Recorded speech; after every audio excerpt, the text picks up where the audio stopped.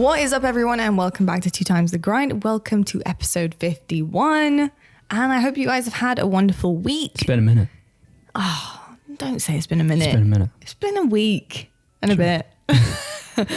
You know, apologize for not. Busy. Yeah, apologize. No, I just don't. You know, I just think we just. Well, I know, but you decided to get into it now, so I was going to just breeze on over it. I miss everyone. I was going to breeze on over it, and I was just like, damn it, you had to say something. I think when we miss, I think we just kind of, you know, we just go next. Like we don't. I think it's totally understandable. We're in a very busy part of our season, and it is what it is. And we're, you know, I'm juggling meetings left, right. You are like glued to your chair. I played more Halo. Yeah, we need to get some blood back to the legs for you. Like we're at that point. You know what I mean? We're like having to recirculate his blood. I'm like smart. I'm like, that's one thing with getting older. Like I'm good. Like I know what I'm doing now. You do. I walk around. I stay hydrated. I make sure I eat. Just classic human functions. Nah, but like when you're a kid, like you'll just game like 12 hours straight. You won't move, like, you know. Your legs don't need it back then. Now I play like an hour and a half. I'm like, all right, let me stretch a little bit. The muscles start seizing. That's what happens when you get old. Well, I was playing the other day and my foot fell asleep. I was like, Jesus Christ. I literally, I'm not joking. I finished the game. I was like, all right, like, I gotta walk around. What the hell's going on? Oh God. Yep. Age. It'll do that to you. One day, my hope is, I love doing the podcast so much. My hope one day is that we get to do. We sell it to Spotify. Yeah, kind of. Like kind of in a way that like we got to do it. But like, that is the dream. That, like, you know what I mean? I mean it in like a, it's not like a, I just want to say this because I feel like that is a bad way to say it. It's not about money. It's about like being readily available to do a podcast all the time. Yeah, but like in the sense of like it's an obligation to do. Right now it's like it's something fun that we do that we love doing and like we try to do in our free time compared to like I want to add it to, I hope one day we get to add it to the list that like it has to be done. You know what I'm saying? I feel like I was taller than you for a second. I think I am. You are a little bit taller than me. What, in real life? Like genuinely? We're like the same height. We're the exact same height, but we have different torso and leg lengths. So sometimes I come off looking a bit taller. Yeah. I think you have a longer torso than I do. Yeah, I have short legs. Yeah. You have a longer torso, I have longer legs than you. It's a good combo though. It is. Makes, for some reason, our arm height we just fit perfectly. Like when we have size. That's one thing actually somebody asked me about height difference. I said, well, first of all, there is no height difference unless I wear heels. And unfortunately, I would say like I'm quite glamorous with how I dress in certain situations, in most situations, especially for work. So I like to wear heels. I do. Makes me feel a type of way. Yeah. And unfortunately that does often mean I'm 2 inches, 3 inches higher than you sometimes. I don't care. But I don't care. In our everyday life, it's barefoot, obviously, around the house. It's like weird. I feel like it's like weird to care about stuff like that. Yeah, it is. Actually, I shouldn't say it's weird because I get it, but I think that life is so... I think... There's so many other things to worry about than something like that. You know what I mean? 100%. Height difference is always one that people it's a big thing. It is a big thing. Oh, do you not let her wear heels? My she can wear whatever she wants. I hate that. I hate that. Do not let her wear that. We've had that discussion when that person said that. She can wear whatever she wants to wear. What the hell are you talking about? Do not let her wear heels. Yeah. Let her wear. Yeah. Do you know what? Every day I wake up, PJ comes into, you know, the wardrobe and he goes, right, babes, this is what you're wearing today. Like, no. You're very flamboyant there. No, I know that. Yeah. He's really camp. I don't know if you know that. But yeah, really strange. But I think height is for a lot of people like a big thing. Yeah. I think it is for some women. No, it's a big thing. Like it's an attractive trait for sometimes for people to be tall. But like I have said this often, I don't really. I mean, hey, all power to you. If that's your thing, that's your thing, right? But I don't see that as an attractive trait. I don't really care. I can't. I love tall people. No, I can't explain it because like I understand like it's a physical trait. Sure, people are like, you know, physically attracted to shorter, taller, whatever. But what I was saying is like it bothering me that you're taller than me in heels. You know what I mean? That's why I was like, why would I ever? Because like I've been like when I was younger, I was self-conscious. I'm short as can be. You know what I mean? So it's think like about Royal too. He's shorter than you. Me. Yeah, I know. He's shorter than me. Anyway. No, I don't know. But that's what I was saying. Yeah. I was saying in terms of our relationship. Like that'd be so weird for me to be like, I hate when you're taller than me. Like, no, you know and you've never like, said that ever. Just, but I think it's like, for example, I think I've worn platform heels once to, I think it was at Worlds. I wore like, they were huge. Like they were big for me. Like I was like, holy crap, I'm so. One? Yeah, last Worlds, yeah. I wore purple platform heels. They were massive. They were like 7 inches. I don't remember them. Yeah, it's because I tried to stay away from you because honestly, was Sunday? It was too much. No, it's like Saturday. Say, I was out of there quick Saturday. On Sunday. We lost and I was like, I'll catch you later. It was Saturday, but they were, even Wes was like, I was the same height as Wes. Damn. Yeah. They were massive. Yeah. And I felt like, those. I felt huge. I felt massive in them. What was it like being that tall? It was cool. Do you feel like you're like looking down on people a little bit though? Yeah, 100%. It was really strange, but kind of fun. Yeah. It was really weird. Because like I'm not tall, but like now I'm like kind of taller than some of my family members. Yeah, because like we're all short. You are. And I just look at them like, like just like. I love that for you. Like I love that you get that feeling. Like you know, Nay Duarte. And your mum. Well, and my mom, but like Nay Duarte. Yeah, she's little. Like she's like getting shorter. Yeah. So like now when I look at her, I'm just like so cute. Like you're so short. Your mum's really small too. And so's my mum. Yeah. I think my mum and your mum are the same height. Yeah. They're both really small. Yeah, I think you're right. What's weird is like we don't. I think because we are not super tall. I wonder if compared to them. When we have kids, I wonder if they're going to be short or tall. Well, because we have tall have genes in both family. of our families, and it's meant to skip generations. So it skipped me. If it skipped us, yeah. To be fair, my brother got it. So yeah, I don't know. I don't know either, but my dad's side is super tall. Yeah, and my mum's dad's side is super tall. And then your mum's side has some serious height in it as well. Yeah. And I don't know about the rest of your dad's side. Probably not. No. I don't think either side has it in your dad because both your grandparents are pretty small people. Mm-hmm. I don't know. We'll have to wait and see. Anyway, what strange tangent we're able to go on there. But I love it. This is our daily life. Yeah, that's we talk about really weird things all the time. Yeah. Especially on dog walks. That's when that walking shit creeps out. Walking is key. Yeah. Dog walking, but just walking in general is key. I miss the sun. It's been raining a week here in New Jersey. A whole week. If you're on the East Coast, you know what we're dealing with. I just feel tired. Like I just feel so tired. It really I've does become a big sunlight person, haven't I? I think, yeah, you have, but I think we both, I don't know, I think most people people been since you and I started dating. I think this, like, I think. Going outside and no, do you know what it is, babes? What? And I think it's for everyone. There are days where it's been really sunny and like super nice and you kind of are like, I actually don't want to do anything today because I've been doing a lot of stuff. Yeah. But then the sunlight makes you feel guilty for not doing stuff. I have had that. Yeah. I have that with like walking the dog. Then you have a rainy day that just crops up where it's like proper doom and gloom, but in like a nice way. It's raining, you know, everything, you know, it hasn't been raining for a while and you think, do you know what? This is the day to do absolutely F all. Great. Love this. Like unplanned. Love it. But then it rains for a whole week. I can't remember the last day I did nothing. I know, I'm just saying. But it makes you feel that way. Then you have a whole week of that. Yeah. That's when it starts to weigh on you. Yeah. Of like that doom and gloom rain feeling. No, I agree. When you have a nice balance, I think it's perfect. Yeah. You know? You got to have some rain for the sunshine. You got to have some rain for the plants. Yeah. Anyway, should we talk about the coffee we're drinking? Yeah, I'm just thinking about life now. Like I'm just went down this deep rabbit hole. What's it in like I was talking to the team about this and like I think it's Iceland where like half the year is Switzerland, I think. Switzerland? I thought it was Switzerland. And this is really sad, but like the suicide rate is like way higher. Mm-hmm. It's like seasonal depression. Yeah, isn't because it? they don't have enough sunlight. Yeah. There. Yeah. What do you do about that? Like are you like sunbeds? Vitamins? I don't know. Like you got to make sure you're taking probably a lot of vitamins, right? Yeah, vitamins and.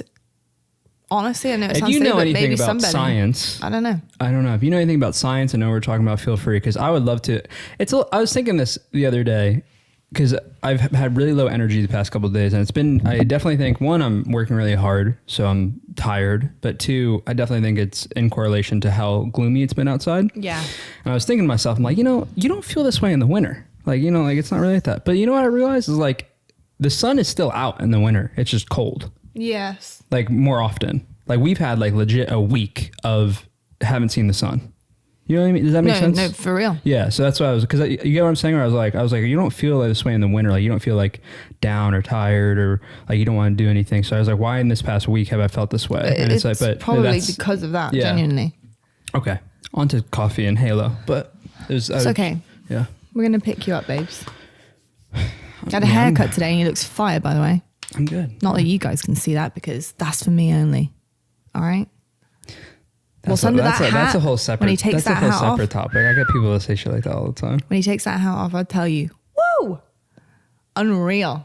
People, I have posts of me with no hat. You do, but no one ever really gets to see it like IRL in action, moving. You know what I mean? I do. Fantastic. Anyway. Let's talk about the coffee. Today we're trying a coffee from New York, from Brooklyn to be precise. This company was established in 2010, so it's actually kind of a baby company still. BKG. That's so scary. What? That's a baby company? 2010. No, I know. Actually, you know what I mean? Damn these tangents. Yeah. No, it's okay. Well, next time. Go ahead. No, I'll finish this and then I'll tell you what I was going to say, what you made me think about. It's actually incredible. It's actually incredible. BKG Coffee Roasters. This is their Crema Roast. Notes: bold, full-bodied baker's chocolate. Roast is dark and it's a whole bean as well. So we had to grind this ourselves in our time more.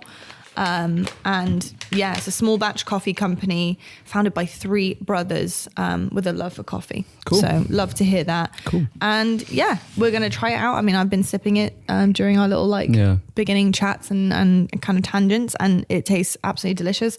We are drinking it with a seasonal version of our favorite creamer. It's my favorite creamer. Is it yours? I don't know. I didn't know if it's your favorite. I would say it is. We talked. Fantastic. Yeah, we talked about this on past podcasts, so I won't go on a tangent about it. But we have been very health conscious on ingredients and stuff like that. This one, what's the company? Chobani. The ingredients pretty good. Just milk, cream, cane sugar, and then natural flavors. They do a lactose free, dairy free version of this. We usually get is it vanilla or is it like sweet cream? It's regular, so it's just it's just a cream. Yeah, it's just a creamer. And then we got on the hazelnut one, which was also delicious. What do we call it? Hazelnut. And then we saw this. Seasonal, We saw. I was like, look, it's a pumpkin spice season. Yeah, why not? Let's get it. It's actually really yummy. It's not overpowering. Like, do you know what I love about this one? It's not overpowering. It's got a little hint of like that classic pumpkin spice taste. Yeah. I really like it. So we're drinking it with that today.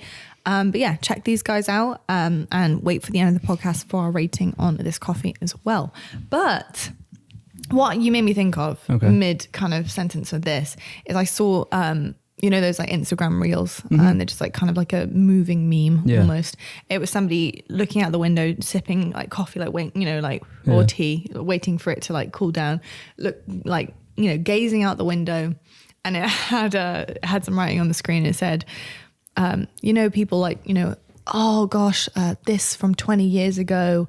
And I'm like, yeah. What, like 1980s? And they're like, no, 2000s. Yeah. And then you just like, That's crazy. Damn. Yeah. I'm old. Like the fact that they're talking like 20 years ago, they're talking about 2003. 2003, yeah. Is like terrifying. I probably didn't explain it very well, but it's actually hilarious. No, I get what you're saying. Trust me, it's hilarious. No, it's scary. But it just made me think like, damn. Yeah, we're old. I sent it to Shell. Yeah. I just put a grandma emoji. I was like, yeah. We're old. We're all so old now. Anyway, we're going to get on to... No, before we talk about Halo. Oh, okay. Sorry, one more tangent. People, LVP, the MVP. No. Was nominated again for Host of the Year. Make sure to go vote for her. Baby, I'm so proud of you. You are amazing. God. I won't get too gushy because you know all the stuff that I love and feel about you, but I'm so proud of you. Oh, I just want to say it. And I know everyone listening is also proud of you. So I just want to make sure to tell people, go vote. You can vote once a day. Thank you. Yeah, you've been voting every day? No, well, so I got... He's not that proud. No, that's not true. I didn't know you could vote every day until very recently. I'm only joking. I didn't either until both our parents... It was like yesterday. My mum and your mum both went, we've been voting for you and Dan and Mark every day and blah, blah, blah. And I remember, and you told me that and I said, you could vote every day? And I was like, oh. I got to make sure I appreciate that. Thank you very much. Makes me very embarrassed. Thank you. I know. On to Halo. Okay. So obviously like last week we talked through a couple of teams from the last event. And like we said, there's so much. Yeah. Not last week. Cry. The week before that. But we want to move on to the next two teams today, which is going to be Space Station Gaming and Native Red. both incredible teams in their own right. Obviously, one team having a little bit more success, and I would say consistent success. Yeah. Obviously not the success they probably want coming second place most of the season, but still pretty damn good. I mean, Space Station I'm talking about. It's tough. It's tough to be that consistent. You know, we've been that team in the past. I mean, to be in they were in the finals every tournament last year. They got third once this year, and then now they've been in the finals again.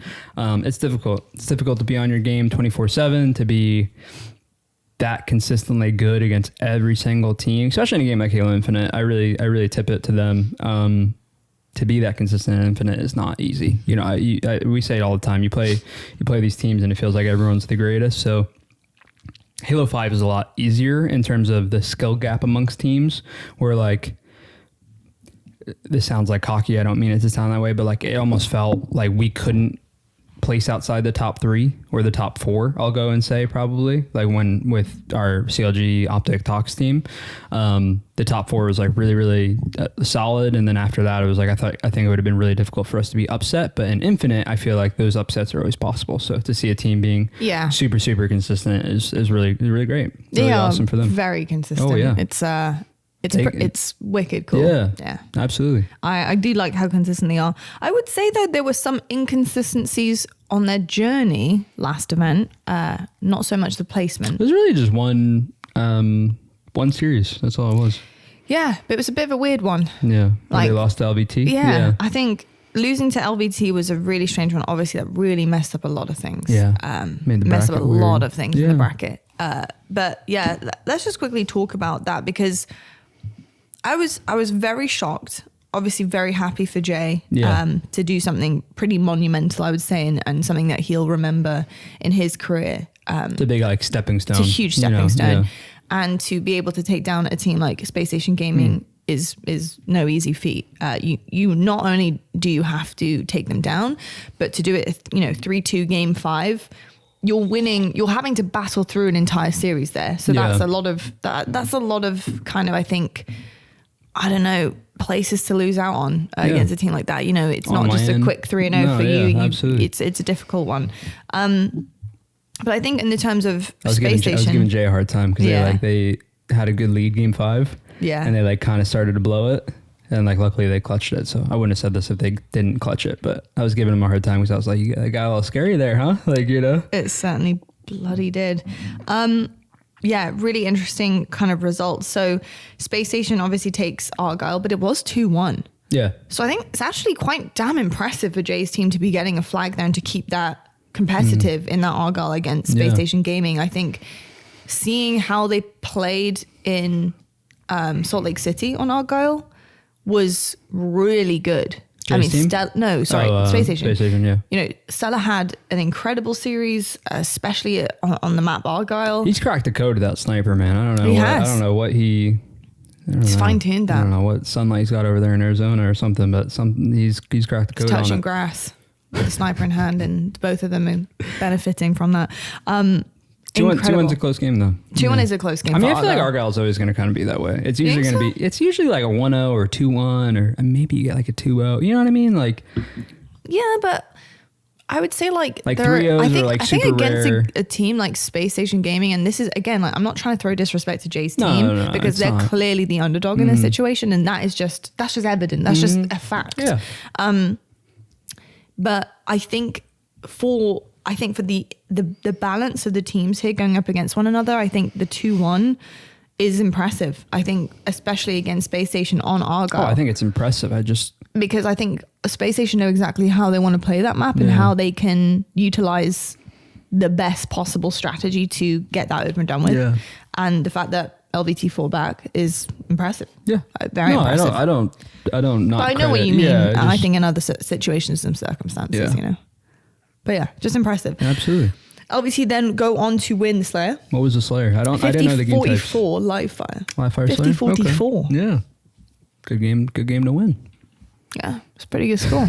That's not bad. That's not bad at all. Space Station then win the next objective, which I think, what was the objective? It's Streets Ball. I think in their kind of eyes, right now it's going to plan. They're winning both the objectives. Okay, slip up on the Slayer. It's kind of going as well as they can expect and probably as they expected. Yeah. Like there's going to be some slayers you slip up on. But winning both objectives is huge here. So yeah, it was 171 to 95. Some fight in LVT there on Streets Ball because we don't get a perfect score from SSG, but not super close. So it is what it is. Then we go to the next objective, which is recharge. And King or Strongholds? It's King. King. 4-3. Wow. That must have been a grueler. Absolute grueler. LVT closed that one out 4-3. I gotta go watch that series. I didn't see it. Yeah, it's quite interesting to see. I think I didn't get to see it. Yeah, I don't know either. what stream it would have been on. I'll watch that with you if you want to watch it tonight. Cool. Yeah, you want to watch it on the screen? Sure. That'd be try to find it. I don't know where. I gotta figure it out. I'll find it. I bet Jay would know where it is. It's on one of the. It'll be there. No, because I think it was It's on a side station. It was on, but it was on like the featured 4. So like I think it would have been like a second or third side stream. Does that make sense? Yeah. Oh, okay. Like fair. we were like feature 1, which would be the B stream. Yeah. And then like I don't know what the streams were for the next. Jay might know. Yeah, I gotta ask him. Okay, I see what you're saying. Yeah, 4-3 though. That's a grueler. And then game 5 was a close one too, right? Solitude Slayer. 50-48, a close one as well. They had like I think they were. Oh my god! I actually saw those final moments. Did you? What was the score? I think it was like 46-40 or something like that. Like yeah, they were up. They were up a significant amount. I think it was like 6 kills, maybe even more than that. Yeah. And I'm not joking. There was a moment where Space Station Gaming slowed the game down right at the end. They probably got sniper. Did they?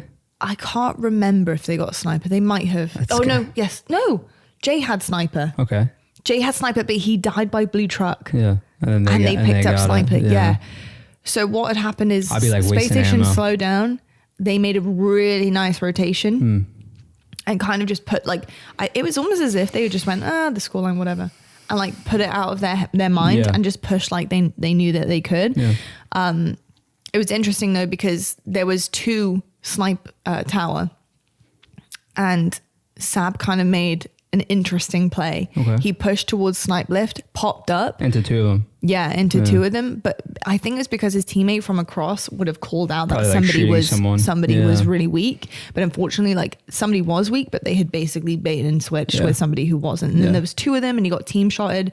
I'm not gonna lie, my heart was like racing. Yeah. I have like tiny moments of what happened, but I haven't got the full like clip in my head. So I do remember that situation and being like, oh my God, like they're gonna do it. Yeah.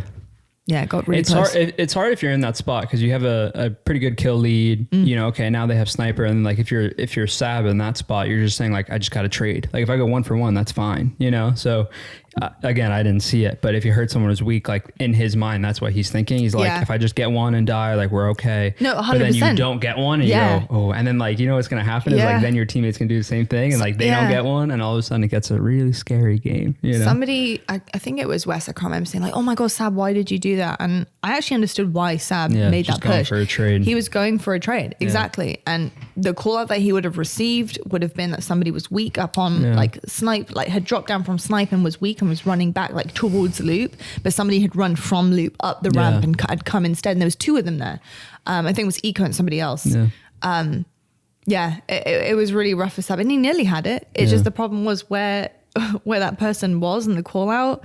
They had basically just switched with the full health, and the team shot came through. It was rough. Damn. But I remember speaking to Jay and he was like, I thought to myself, like, oh my God, we're losing this. Like, it's done. Like, it's over. Like, we're not getting this. Like, he had 1 kill left. It was just 1 kill. And he said he'd never felt more like terrified and more pressure in his life in that moment. And then I remember seeing the like video of him standing up going, just the way he was such like a just like such a chill thing. In their pool. I know. God damn those 3-way ties. Na'Vi clutching up as well. Finally went Na'Vi's way. Really interesting, but just a very interesting way of kind of kicking things off for Space Station against LBT, and I think one that they did not expect to lose there. And that really all came down to that objective before that. Yeah, I just say it all the time. Infinite's a scary game, and then honestly, like best of 5s are scary. Like, you know, you lose 2 Slayers and you lost the series. You know, it just could feel a bit weird sometimes for sure. Yeah. But let's talk about, obviously it made the brackets so strange. And then they went SSG go on a run, don't they? Winners bracket round 1 against G1. Winners bracket, yeah. 3-0. Yeah. Easy peasy. They then go on to 3-0 Sentinels in round 2. Excuse me. You're fine. Don't you worry. Yeah. Yeah, that's where it made the bracket weird. Like G1 and then Sen. You know, it's a big... It definitely all started from that weird three-way tie and then all that, stuff happening. And then they went on to find themselves. Let me find it here. They played OpTic after. Semi-finals against OpTic. And OpTic win 3-2. Yeah. That was quite surprising to me. They were down 2-0 again, and they brought it back, and then they just lost game 5, but they were going for the reverse sweep again. They were. I think they've done it twice to OpTic when they've played now. They reverse. Actually, no, only once. I think it was at SLC. I think it was the only time that they had a reverse sweep. Yeah, they were close to doing it. This one. Yeah. Yeah. But not quite happening. I'm just looking at the series layout for it. So yeah, it was Empyrean flag, OpTic's best flag, pretty much. I think it's one of their favorite flags. I mean, I think if Formal says I love Pit flag, then it's probably one of their favorites. SSG's really good at that too. They are. I mean, it was close, 2-1. Yeah. SSG are very good at Pit flag. I think that's probably their best. But it also is OpTic's. You'd have to ask them. It is OpTic's favorite as well. Yeah. But that's 2-1. It's probably both their favorite flags. Yeah. I think. Probably. Yeah, I think so. You'd have to ask SSG. I think OpTic would say that for sure, because I know that they don't really like Argyle, and then I think Aquarius, they just they hate it. OpTic definitely don't love Argyle. I don't think. No. So it's probably both their favorite flag. Yeah. Yeah. Because I feel like I've heard like Bound make comments about like Aqua, like that he doesn't love Aqua. So that's why I said I think Pit would be his favorite. For like a Halo 5 kid, I'm surprised he doesn't like Aqua flag. I could be making that up. I thought he said that, but I could be making that up. I really don't know. Such an arena-based map, like... I think it's just the things that are on the map that make it like... Could you not say that for every map though? Yeah, you could, but like, I don't know. You know what I mean? I feel like Aqua. I don't know if he actually said that. I felt like he said that. It's such a Halo 5 vibe. Well, that's why I like it. I like it because it's an arena map. Yeah. I just like arena maps. 100%. But that being said, like I don't really like blame someone for if you don't like it, you don't like it. Yeah. But it's gotten better too. Like the stuff on the maps. And stuff. I think it has got better. I mean, do you remember what Argyle looked like? Yeah. At the beginning. Yeah. Ooh, damn. Son, that would have been... Remove some shotguns, it turns into... God, at the beginning, Argyle, the stuff that was on the map was crazy, crazy. It was just a lot. But hey, they fix. What can you say? They fixed it. What was game 2? Wasn't it Live Fire Slayer? Live Fire Slayer, 50-39. Not close. And then, I say not close. It's not close between these two teams. I think sometimes you expect to have like fairly close slayers like between 50, like 45. You three, to be honest. Even Quadrant, I would even say as well. And probably Native Red. I mean, Quad, everyone, every team is expected to honestly have a close slayer. Native Red, us, Quad, Sen. Sen. Oh my God. That's what I'm saying. Like, that's 6 teams right there. And Shopify, probably. I mean, yeah, you could throw them in. Absolutely. Took out throw everyone in, honestly. They beat Quadrant. I mean, Damn. Why'd you say that? Why did you say it? Anyway, because I knew you were about to say it. I could see the look of the damn in your eyes. So what was game 3 then? Was game 3 Recharge Strongholds? Yes, it was. How do you know that? I just remember it. I just remember You've watching been watching. it. Yeah, I just remember watching it. Yeah. I watched it twice. Close, very, very damn close. Yeah, that was a really close one. OpTic 250, 243. Yeah. I think SSG had a pretty nice comeback. Penguin had like I remember like Penguin had like a crazy spawn that stopped OpTic from making like a really good play. Yeah, I'd have to show you, but it was interesting. Really, that's another thing that I think is an interesting, again, like talking point is spawns. Sometimes you can just have the most incredible hero spawns, and sometimes you can have like breaking spawns that break even as a every pro player, chance you have. Even as a pro player, and like keep in mind like how much. I mean, I play like 10 hours a day, right? And you can 12 probably. I'm not even joking. Like probably 12 hours a day at the moment between playing and watching and VOD review and scrims and everything. There are some spawns I just couldn't tell you how and why they happen. And that's so crazy. And the only reason I say that is because I hope that it makes other players, like maybe you're just someone who enjoys watching Halo and you're like listening to this and you're like, oh, that makes me feel better. Because I'm sure there's probably that feeling a lot for players, who maybe aren't even competitive. But yeah, I felt like saying that just to kind of, I don't know, hopefully it soothes some people of like, okay, I'm not the only one, I'm not the only one. No, I think it definitely does. Yeah. And because there are so many moments when you're scrimming and I can hear your call outs and you'll yell like, oh, I spawned blue. Oh, yeah. I've spawned blue. Yeah. And it's just like, I know like it's not like a desperation, but it's like the rejoicing. Like, oh, I've had the best spawn possible or whatever it is, and in that situation. And then I also hear call outs like, I don't know why they've spawned here, but they've just had the best spawn possible. Like they spawn long haul, they spawn gold, like whatever you want to say. The penguin play that I'm talking about, I don't know. Like I haven't gone and like looked at, like there might be a reason that he did. Whoever pushed forward and like where that's what I'm saying. Like where his teammate some was. Of the times I'm like, oh, okay, like so-and-so did this, so then that blocked that, and then that forced this. Like that's like, okay, I get that. But then there are some where I'm like, yo, I have no, like that is so open. Why did you just spawn over here? You know what I mean? Yeah. We're still figuring that out. I bet by year 3 there'll be like more, I don't know, like it's like understood the spawn system, but you know what I mean? Like I feel like people keep getting that down. Hey, I'm sure it's one of those things to code correctly. It's probably really difficult in certain situations because it's like the system, the computer must have some type of algorithm to look into and to like in its own brain. I know it's AI, but in its computer brain to weigh up. Yeah. Like with mathematics, like why should they be spawning here? But it's obviously then coded a certain way. I'd be interested in the comment section if you guys want to comment on this. I feel like spawns have gotten worse over time. Like the more, and this isn't just about Halo, this is about like every game, like Halo, Call of Duty. I'm trying to think. Those are like obviously the two like console in quotations shooters that have like respawns. But like, yeah, I feel like the spawning system has gotten really weird at times. And like, I just don't know if I'm like not remembering correctly, but like when I competed a little bit in Halo 2, obviously Halo 3 is when I really started. I just don't ever remember it being as crazy as it can be, but that could just be me not remembering. That's why I'm asking people listening, like, hey, comment if you feel the same.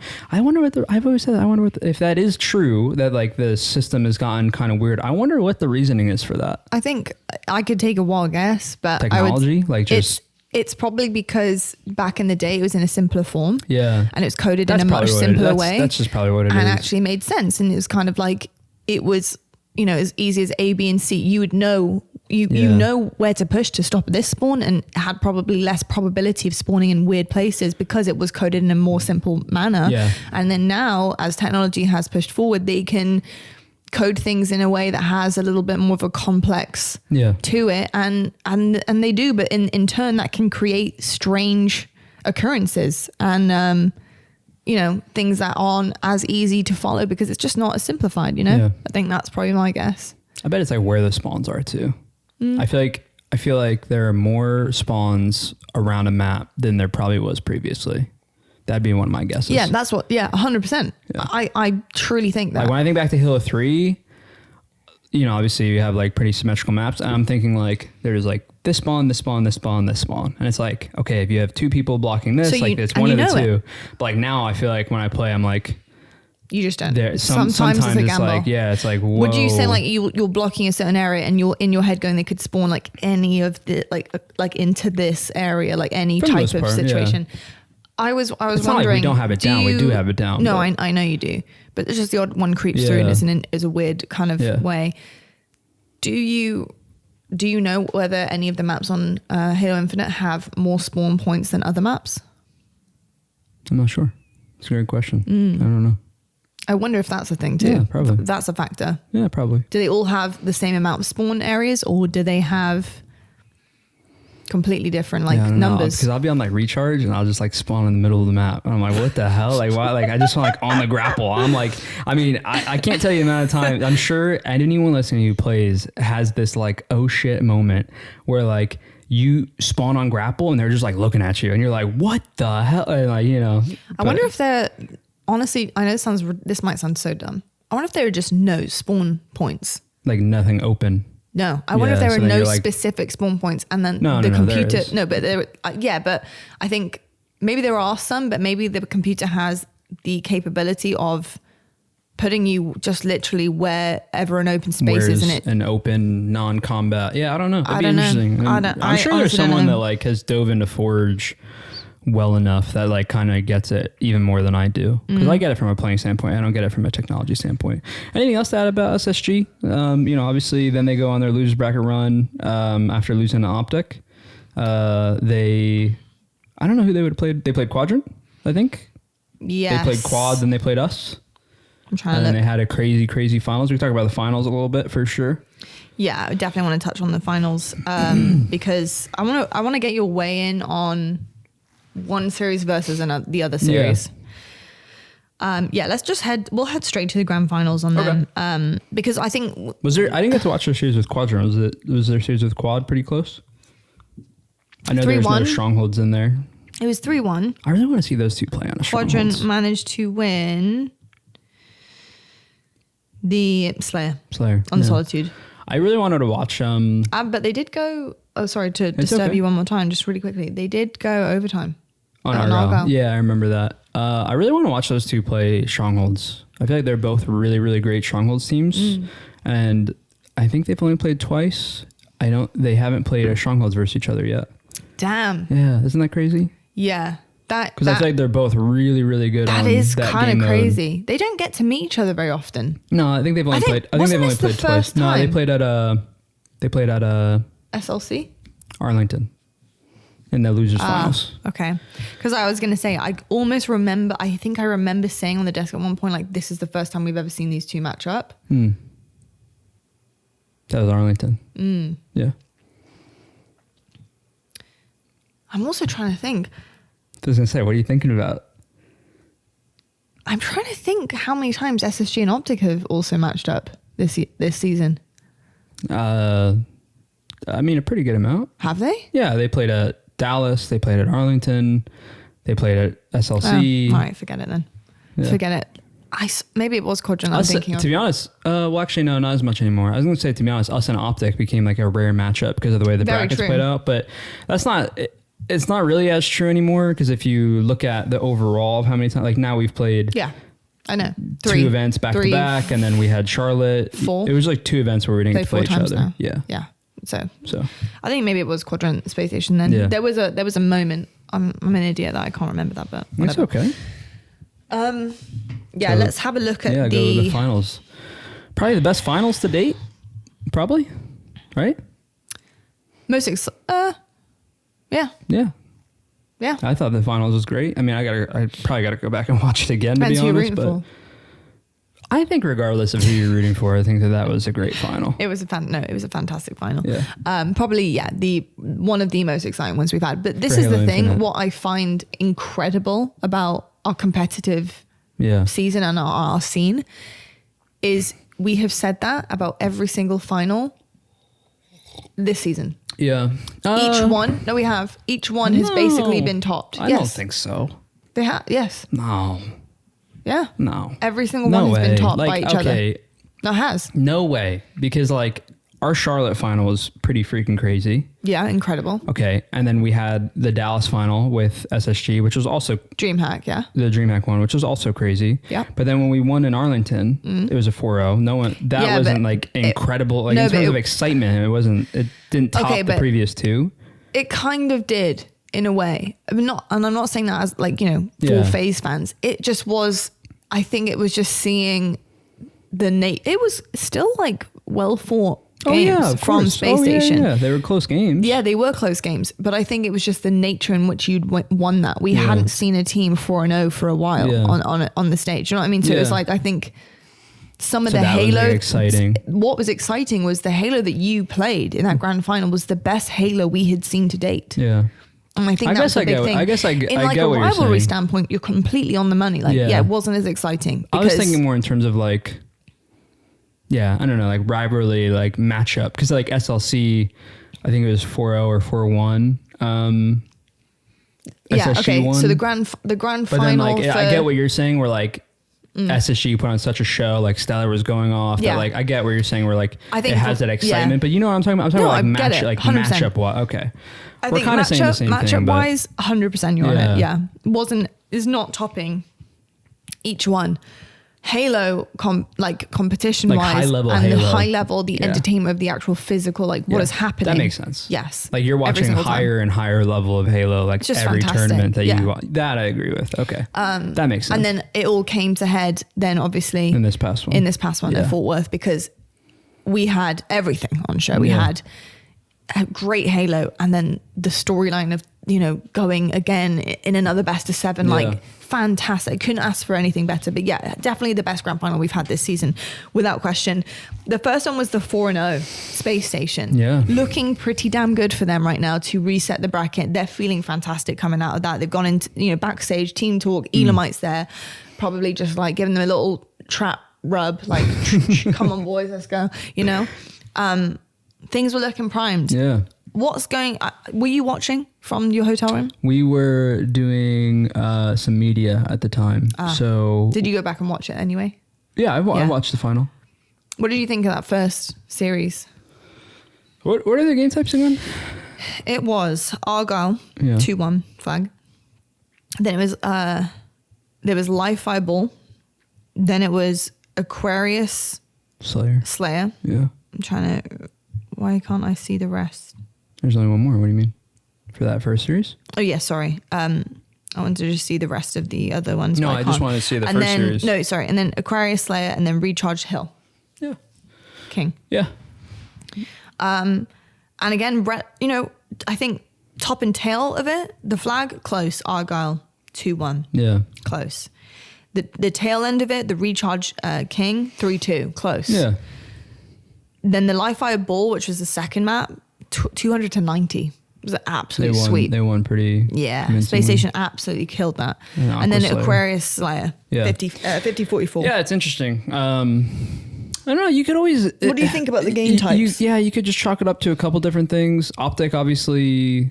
I mean, they did play in the day, but I'd say Native Red. I'd say SSG are probably a little bit hotter. Like they had won more series. They had just beaten us, which I'm sure was a big confidence boost to them, because I think it was their first time that they'd beaten us. I could be wrong, but I think it was on land. I think that was the first time. It was. Yeah, right. So I think that was probably a huge confidence boost for them too. It was 6-1. Yeah, and then so it could just be a mix of things. It could be like SSG were just feeling great. Could be game types. Could be OpTic came out a little cold. You know, I mean, who knows? At the end of the day, you have to ask the players on that team. I think those game types in particular. I like Argyle Flag for SSG only because I know OpTic don't love it. They're still great at it, but they don't love it. And then Aqua Slayer. Yeah, I don't remember those two. I feel like both those teams are really good on oddball, so I feel like that's a tough matchup. I'd have to go look and see. I don't remember that one at all, but yeah. And then the bounce back in the second series. Yeah, I think that's what is pretty surprising. I think for a lot of people looking at the dominance from that first. Best of 7, the 4-0 from Space Station. I think a lot of people were like, well, Space Station's going back to back. They're winning again. This is what's happening. I mean, I think I thought the same. Like after seeing a 4-0, I was like, oh yeah, that could be rough. But credit to OpTic, because they bounced back fantastic. And they did it at Worlds last year as well, where SSG, aka Cloud9 at the time, came out really hot, and I think they 4-0'd them. I could be wrong, but I think they 4-0'd them, or it was 4-1 in the first series, and then OpTic had a great bounce back. But yeah, I mean, Stella had a 1.43 in that first series. Yeah, that's gonna he was leading. Yeah, and they're probably all pretty positive. Bound had a 0.8. Really? Yeah, Bound had a 0.8, and yeah, he was the only one that went neg overall in the series. With a 0.8? Yeah, 0.8. Yeah, and stats are just really, we say it, there's no point diving into it, but stats are just so funny. Yeah, it's such a funny thing, isn't it? Like we've seen all sorts of things in the comments from the last video, and a couple, I say a couple, one person pointing out some very strange things about APG after our chat on on this actually, this very thing, and how, you know, a lot of the time stats aren't everything. They're not the only thing. And sometimes, and Bound even said it in one of his media sections, it was actually in an episode of Unlocked on him. Don't be afraid to die. Like, I'm not afraid to die. Yep. Dying in certain situations can be a good thing. I know it sounds really weird. Yeah. But sometimes very good, efficient deaths that you can have. It can be a good thing. 100%. And if I trust anyone, I trust a goddamn world champion, or close world champion, or event winners, or whoever has accolades and who's been doing this a long time, on what is a good death and what is a bad death, and knowing their worth on a team. So stats are a really funny thing, and it's always like people get so caught up in stats, don't they? We were laughing so mixy about it. We were laughing at the comment because the person, I don't know your username. I was going to apologize, but I didn't like your comment, so I'm not going to apologize. He said like APG was going that negative Double with two of the goats on his team, like being formal and lucid. It's just, the Halo IQ is so funny to me. If you have a teammate, if you have two teams, I'm just going to explain this for everyone because maybe this is good for you if you're playing matchmaking. If you have two teammates who are really great at killing things, right? Like they are the top of the KD. They have the most kills every day. I mean, like look at like Royal 2, look at Lucid, look at Renegade. Like they are so good at killing things.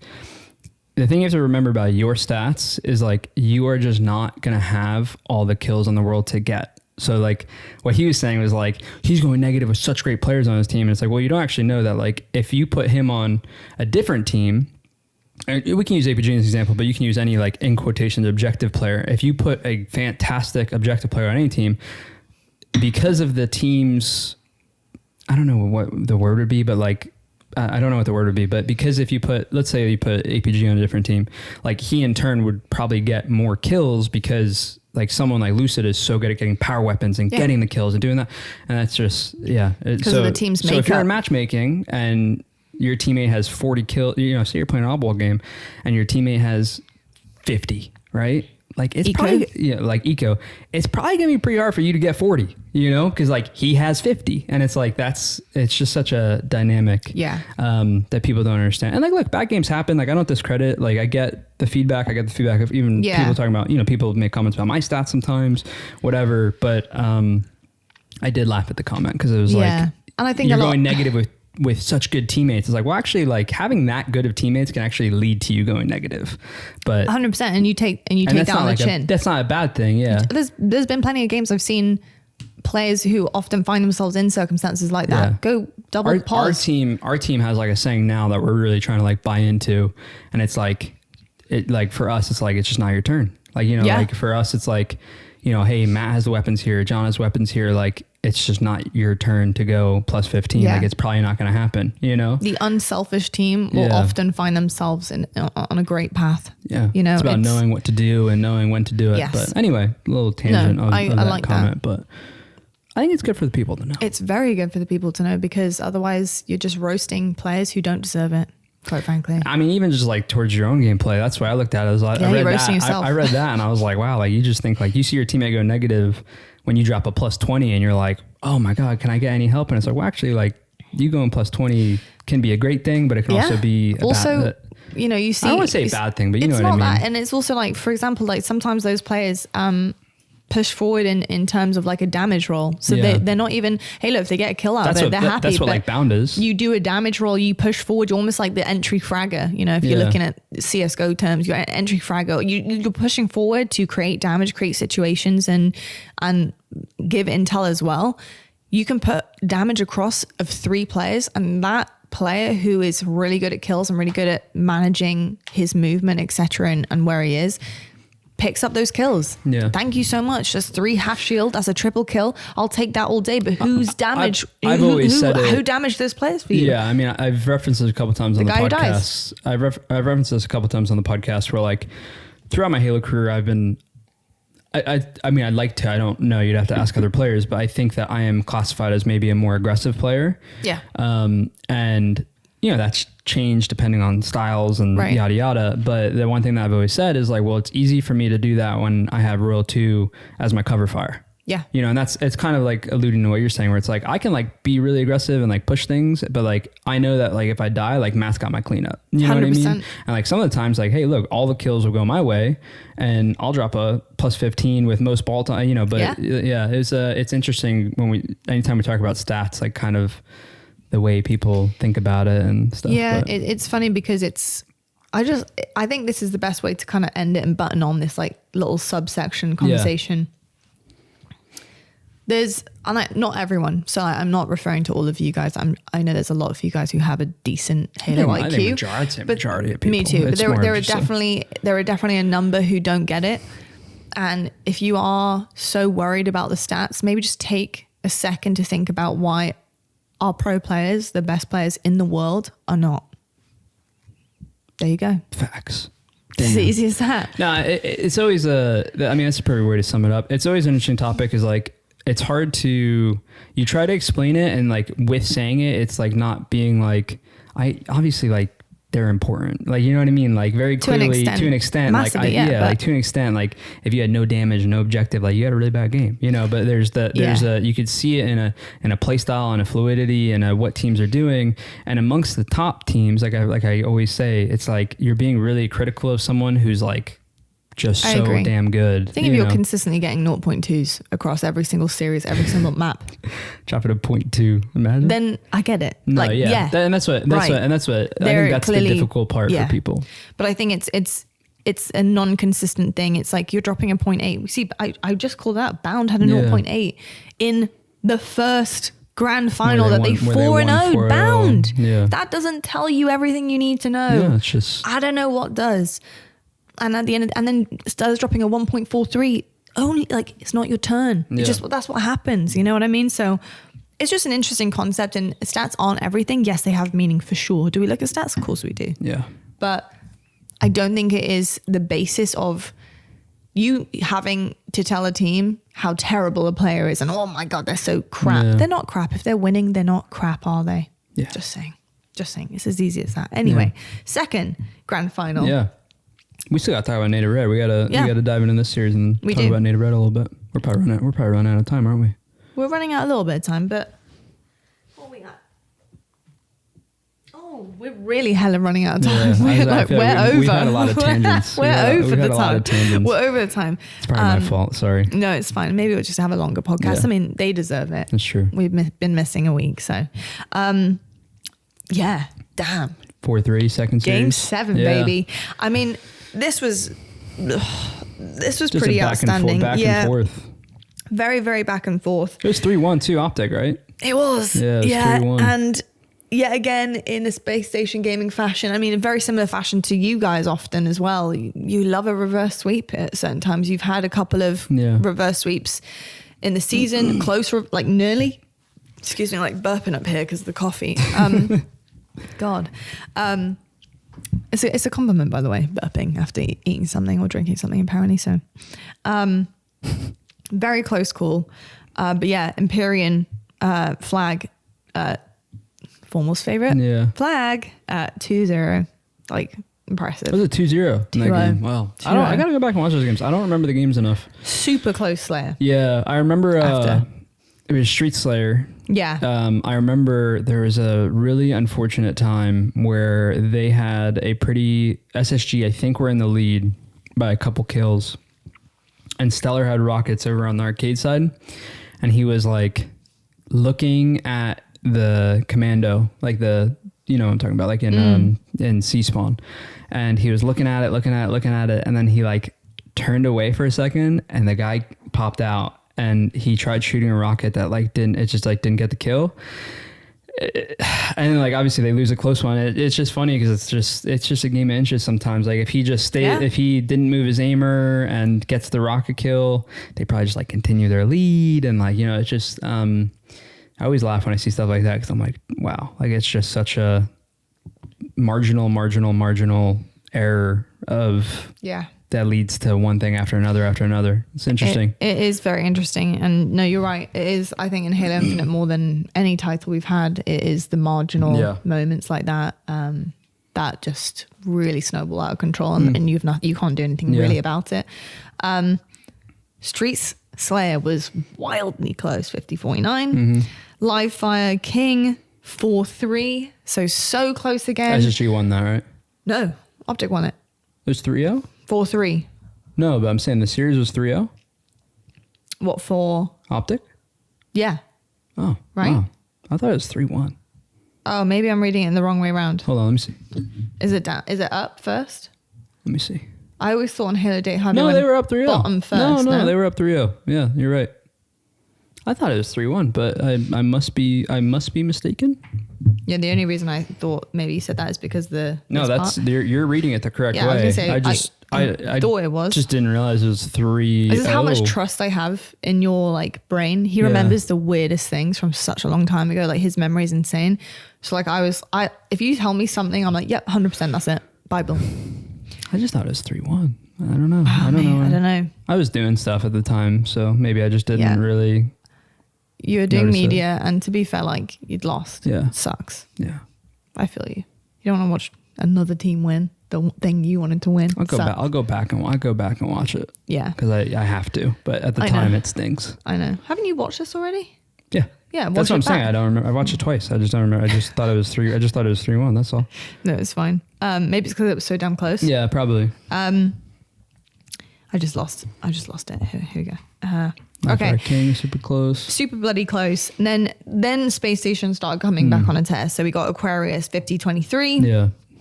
Like they rolled in that game. Staked. I mean, rolled. I remember Formal talking about it. He said like I was just trying to not goose that game or something like that. Yeah. I had like 0 kills like halfway in or something.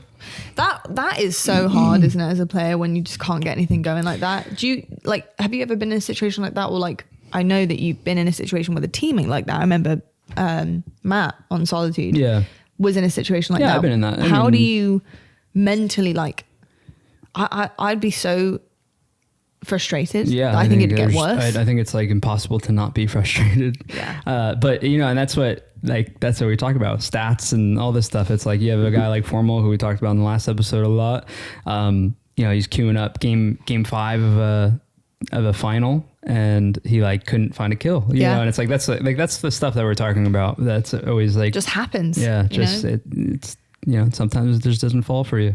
No, exactly. Like especially when you have such good teammates. To how many games on matchmaking folks at home have you like just had a shitter? You know what I mean? Like you just had a really shit game. Nothing's going your way. It just happens. It's not even like it's like on some of them though. Like it's not your fault. No, that's what I'm saying. Like there's just games that you just can't do. You can't help it. It just happens. Like it's just one of those things. You know, the amount of Halo you guys play, like it's bound to happen to you at some point. Like it just things aren't lining up. It's just what happens. 100%. Then we go Recharge, Strongholds, 250 to 133. Again, pretty convincing win there from Space Station. And then they continue on. So they're getting to like game point after this, which is Streets of Ball. So bloody close. 50 bomb. The 50 bomb from Eco. It got scary because SSG had a really good lead in that round. I think it went to round 3. SSG had a really good lead. Eco was like close to 50, and you're thinking like, oh, they're going to win it. And OpTic had a really nice comeback. I think Lucy went on like a killing frenzy in that round 3, if I'm not mistaken. Went to time as well. Went to time? Yeah, round 3. Oh, yeah, absolutely. Round 3. That was it's just funny. Like the teams just fight. It's a fight back, you know, it's just everyone has such a good understanding of the game, and right when you think someone's got it wrapped up, like someone gets a spawn trap or someone gets control and they'll get a spawn trap and they get weapons, and all of a sudden it's like you can just rip 50 points on an oddball like it's nothing, you know. And then this is like the interesting part here. So of all the Slayers that we've had, they've all been like the first one's pretty close, OpTic 50-49 on Streets. Then Space Station absolutely ran over them on Aquarius. Yeah. And then the final one, OpTic run over them.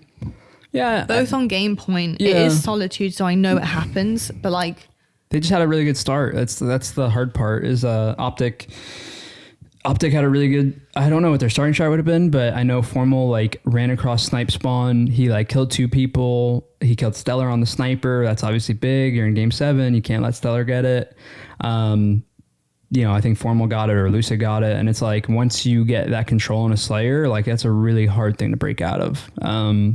You throw in I don't know if Formal had it first or if Lucid had it first, because I remember like Lucid was hitting some like really nice shots. I remember him like no-scoping someone bottom mid, and it's like when an incredible player gets the weapons and they're doing stuff like that, like it's going to be so hard to break, because like what do? You know what I mean? Like you're making a good push, and then like this incredible player just hits this crazy no-scope, and you're like, oh, okay, well, guess we got to try again. You know what I mean? Like it's just, that's the way it can kind of roll. Yeah. That's the way it can roll. They get the thrust, they get the snipe, they have full control, they're trapping, it's just, Solitude is very much like that. Speaking from experience. Just curious on what you think. Do you feel like, from what you've seen, experienced, do you feel like OpTic have some of the best starting strats in the game?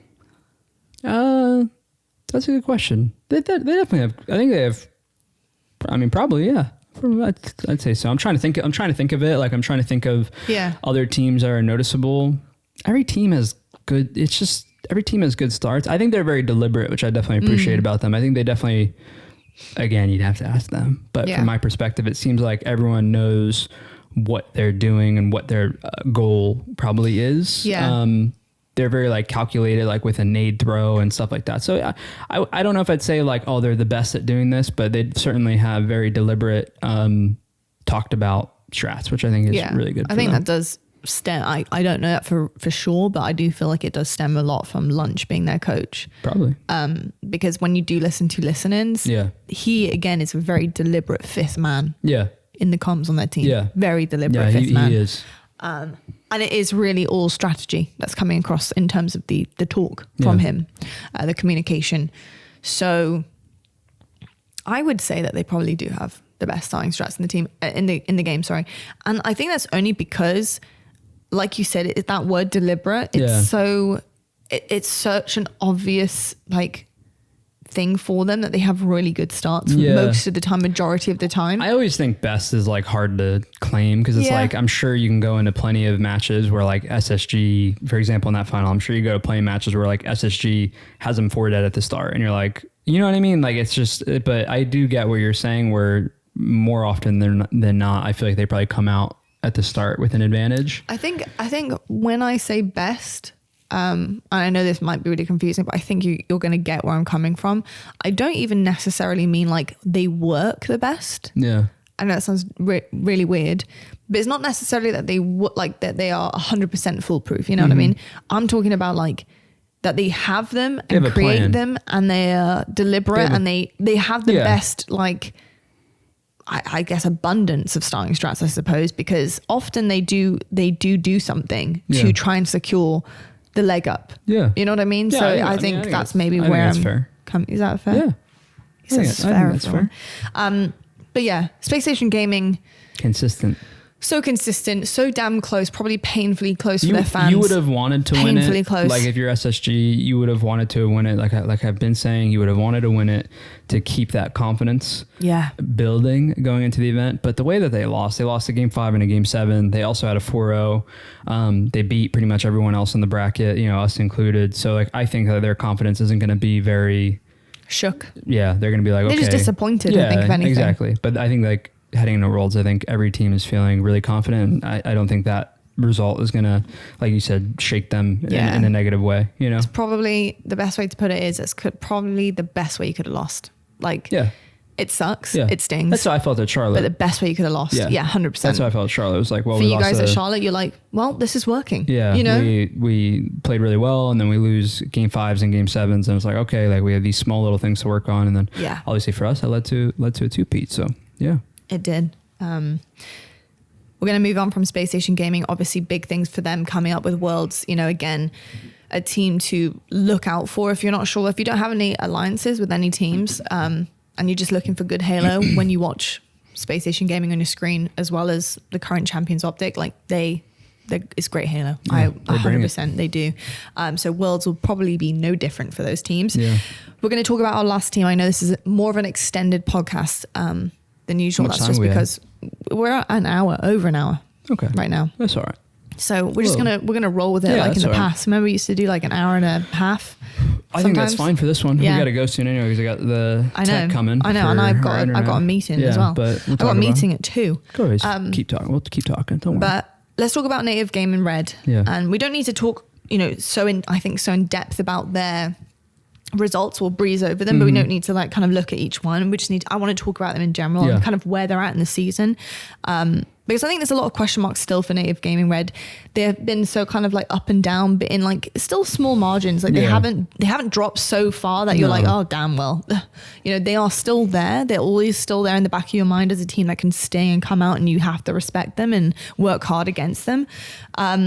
But Pool C had a really rough ride. I mean, with you guys, you know, coming up against you and Shopify Rebellion, that really for me was where Native Gaming Red really put Shopify Rebellion on the map for me at that event, which I think says more about Native Gaming Red in a way than it does about Shopify sometimes, is because I expect a lot out of Native Red. Yeah. I expect them to do really well. But 3-1 loss in pools against Shopify. Did that shock you actually when you saw that? Yeah, so it shocked me a little bit, Native Red getting third in the pool, but, you know, like we talk about in Infinite, like I just feel like every team's so good. Obviously with Shopify, it's not like they're an open bracket team. You know, they cause an upset, but like, you know how good that they are. So I felt like, you know, even though I expect Native Red to be to win the pool or to get top 2 in a pool, to have a team like Shopify come in it's a shock, but not a shock, because you know, they're very clearly could easily win the pool, you know. So hopefully that makes sense. Like it is a shock, but at the same time, like with how good every team is, and like I said, the guys on that team, you know, that's just the way it played out. Yeah, it did play out for sure, and especially into the hands of OpTic Gaming, which was the winners bracket final, which was Native Red and OpTic. I mean, and that's just the way that the brackets had worked out, and Native Gaming find themselves in a winners final. Yeah, they beat Native White. Yeah, beat Native White 3-2. 3-2 versus sweep, and they beat Navi, you said. Their brother team. They then beat Shopify. Yeah. Yep. Did they beat Shopify? Yeah, no, they did. 3-1. I remember watching them. 3-1. So like they got their revenge, which is cool. For them, but yeah, couldn't close that out against OpTic. 3-0. And then they met Space Station Gaming on the other side of that because of the way that the brackets worked, and 3-0 again. Yeah. And it's just kind of where they found their ceiling. And I think Native Gaming have had that ceiling with you, OpTic, and Space Station. OpTic got very close to SLC, but I think the OpTic that we're seeing at the moment, I think the OpTic that are really kind of clicking back again, there is that ceiling once again. Yeah. I mean, I don't know. You know, I think you can always say it. It's always a question that I feel like I always kind of allude to, like, you got to ask the team, you know, because it's like, it'd be interesting to ask the players, like, what do you think was the difference here? You know, is it just OpTic played better than they did at SLC, which I'm sure the players on OpTic would say. But from Native Red standpoint, it's like, you know, is it something that maybe they were doing wrong at the event, that they didn't take a map, or, you know, take a map against us, SSG or OpTic, or, you know, like just kind of trying to gather that feedback. Sense. But I know you said the word ceiling, but like they're always going to be that upset team that could easily beat. 100%. You know? I say ceiling, right? No, I know. But if you have a sledgehammer, you can get through a ceiling. Yeah. You can. You're so corny. You're so corny. I totally feel what you're saying there. And obviously that's with all due respect to them. And obviously they have had a change this year that has been difficult for them, I think, too. Couple changes. Yeah, well, I mean, when I say a change, it's not about for them. It's all about that one change. You know, that has been difficult for them to overcome. Obviously, now having Suppressed on board and kind of he was the player that they cemented with and have gone with, and I think it's done them well. But losing Druck was difficult. Losing Druck was really, really difficult for this team, and I think they're still trying to get over that, because what they had built with him was going somewhere, and it was important to them, and it was really going somewhere. And that's hard, you know, that's really difficult. So we'll see how, you know, what success they have at Worlds. I did, before we get off of Native Gaming Red, did want to ask about HCS Pro Talk. I tune into HCS Pro Talk. I love the podcast. They do live streams on Twitch. I absolutely love HCS Pro Talk. Will and Josh, they're amazing. They cover so much. Halo Infinite, Halo news. It's really interesting to keep up with and to, you know, kind of just get up to date with what's going on in the Halo world and community. And I think they do a fantastic job. They're very regular with all of their streams, even if they're not together. Just really impressive. And I love those guys. That's awesome. They were talking about obviously teams, which they do all the time, but they made a statement. I think it was actually Josh who made a statement. and I just want to see what you think about this. He said, and everyone's entitled to their own opinion and what they think of teams, but he said that he feels like Native Red are like a fake top team. They're not a real top 3 team. That when they get top 3, like he doesn't feel like they are a top 3 team, and that things just kind of go their way to get there. Do you agree with that? No, I don't agree. I mean, I just think I understand. Like, I think the basis of what he's saying. I think the basis of what he's saying is that he puts OpTic, SSG, and us in the top 3.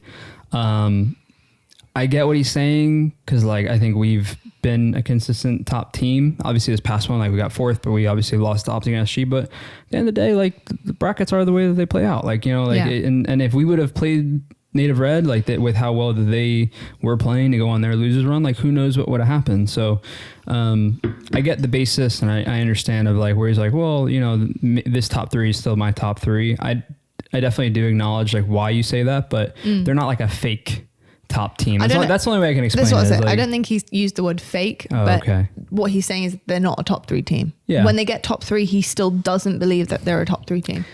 I don't know. I just think it comes down to, because I think for him, like you said, if you subtract either OpTic, SSG, or you from that equation, I think it is hard to make an argument for it, isn't it? I mean, like, I think it's difficult. But then if they place top 3, then I don't know. I just think it's a matter of opinion, I guess. I would, like, they got top 3, to me, they're a top 3 team. Like, you know, and that's just the way I look at it. Don't get me wrong. I still rate, it's like weird because I still put us right there. I mean, we're top 4 because we got 4th, but, you know, like, I'd still put us in that top category.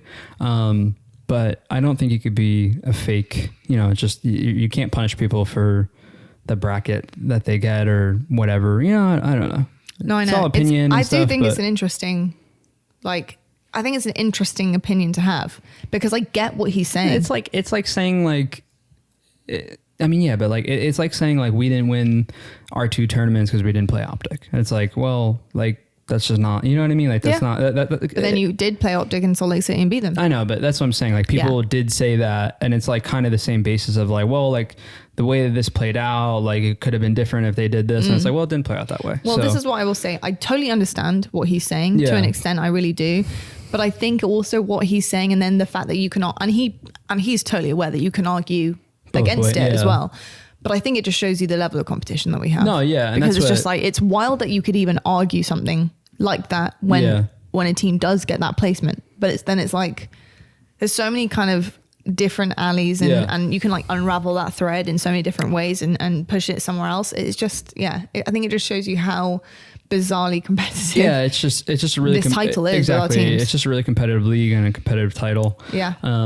I get the idea of what's being said, but I just don't think you can knock people. Like, you know, for me, there's like 6 top 3 teams basically. Well, I'll tell you something. All those teams we listed before, like, you know, it's like they're all like top 3 teams. Yeah, that's the way I look at it. I know. Like, and it's like just interchange. And, like, by the way, like, then you got you know, Shopify or LVT or, like, one of these guys that go on a run, and, like, now they're a top 3 team. Yeah. So it's just the way the title plays out. But it's interesting question. Interesting way to look at it. It is an interesting way. I think it's just it's just.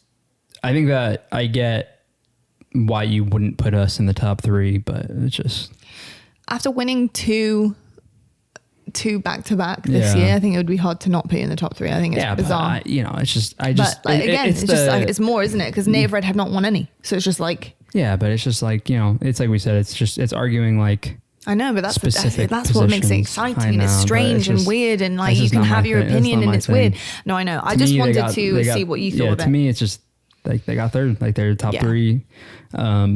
You know, I'm not happy we got 4th, so just we need to work hard to be in finals, you know? No, I feel you. Really interesting conversations, though, that happen at HCS Pro Talk, and I personally love it. We'll leave the link to their podcast down below, their YouTube channel, their live stream that they do as well on top of their YouTube. They are super hardworking, and I personally don't think you guys should miss out on their content either. So make sure you go check out HCS Pro Talk as well.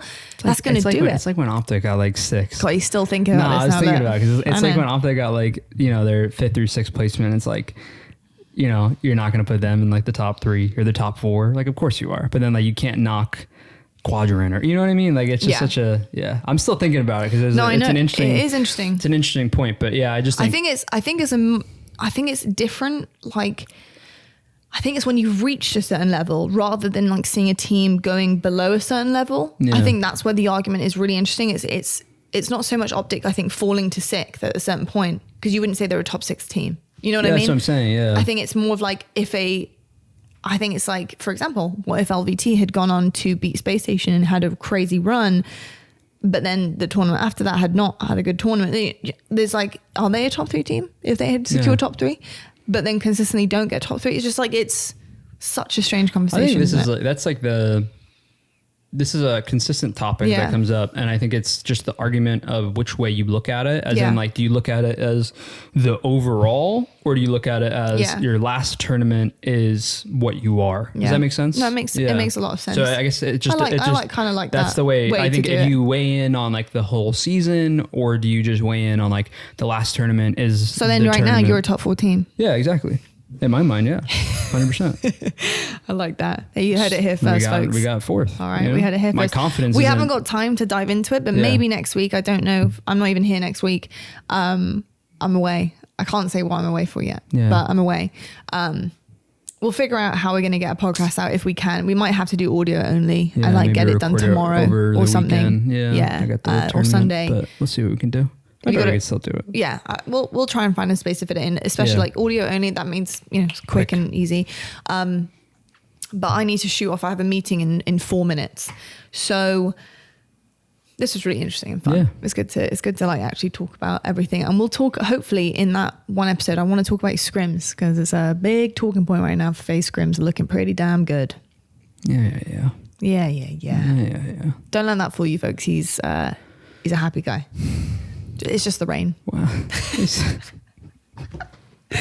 just the rain. No. Anyway, we're going to rate this coffee because I got to run. Yeah, because you know how I feel about this. No, I know. We'll talk about it next week. I know, but we got to give the people what they want. We don't have to dive in too deep, but we definitely need to talk about a team at some point. Love this. I thought this was fantastic. Yeah. No bitterness. It felt fantastic as a dark roast. I put it as like a 7.5 or like an 8. And I wondered if you thought the same, because it could have been the creamer, but it's more of like a dessert kind of coffee to me. Does that make sense? The creamer? Yeah, I thought so. It's not this. It's not that. Okay. This is delicious to me. Oh, that was great. It is probably the creamer. It's the creamer. I did an extra splash after. Yeah, did you? Yeah. That's what I saw what you put in. I was like, I don't know. I thought I put in a decent amount for you because I know you like a lot of it. I did. Oh, did you? Yeah. Maybe I saw what you put in for yourself, and I was like. Anyway, I am going to give this one an 8.7. I thought it was really, really I'll go yummy. 8.4. Oh, you had a 7.5. No, because it was good. It was really good. I thought 7.5. Sugar, I've got to go. I thought 7.5 was pretty good. I'm going to be late. I'm going to be late. I've got a Halo meeting now. All right, good. Oh, it was great. 8.7. And you're going 8.4. 8.4. We're done. Because you made me feel bad. You made me feel bad. I thought 7.5 is like good. And you're like, apparently that's not good enough.